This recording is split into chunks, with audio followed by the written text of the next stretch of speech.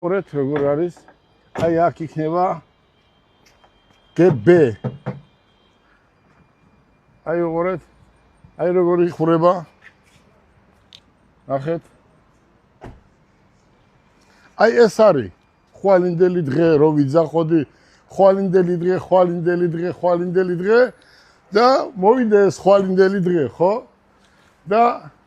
ხვალინდელი დღე აი უყურე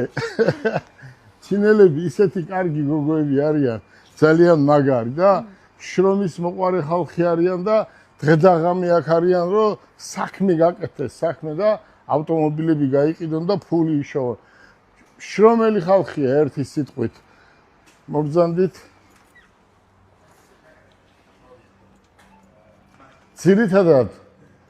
ძირითადად ჩვენ ეს ავტომობილები რომლებსაც ბივაიც ეძახიან ხო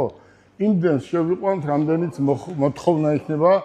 როგორც საქართველოში სასომხეთში და აზერბაიჯანში და თქვენ ხედავთ ახლა ეს ძალიან პატარა საწყობია რო იძახიან ტანკი ახალი სასწაული გამოუშვესო აგერ არის ტანკი და ყველა ის ავტომობილი რომელიც ჩვენ გვჭირდება უბრალოდ საქართველოში არის პრობლემები აი ამ კუთხით და როგორ ჩავალ პრესკონფერენციას გავაკეთებ ჩვენ აგვიგზალეს ავტომობილების შეყვანა საქართველოში და ამას მე პრემიერს ვეთყვი პიკაპები საერთოდ ვერ შევყავს საქართველოში და ეს ვინ დაალაგა მთელი საქართველო გაიგებს როგორ ჩავალ თუ არა მესამე დღეს და დარწმუნებული ვარ ჩვენი პარლამენტის თავმჯდომარე ჩვენი პრემიერ-მინისტრი შინაგან საქმეთა მინისტრი სუსის უფროსი ახალგაზრდა გუნდია და აი ამ წინა ხელისუფლების დალაგებულ საქმეს იმ წინა პრემიერის დალაგებულს მე მგონია დაშლიან და ეს არ იქნება ეს სამარცხვინოა როგორ შეიძლება პიკაპი ვერ შევყავდეს საქართველოში და ვიღაცის გამო და დღეს უკვე რომელსაც მე 25-ად ვყიდიდი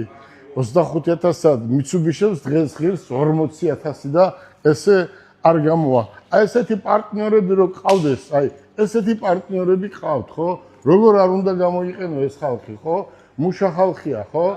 აი წარმოიდგინე იმდენი მანქანები მოგვაყარეს რომ რამდენიც გინდა აი ეს შოურუმი აგერ გვაქვს იგივე შოურუმი ანახეთ კიდე ყორზანდით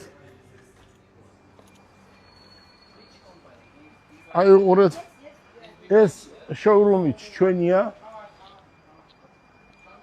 აი ეს შოურუმიც აგერ ესეც შევიძინეთ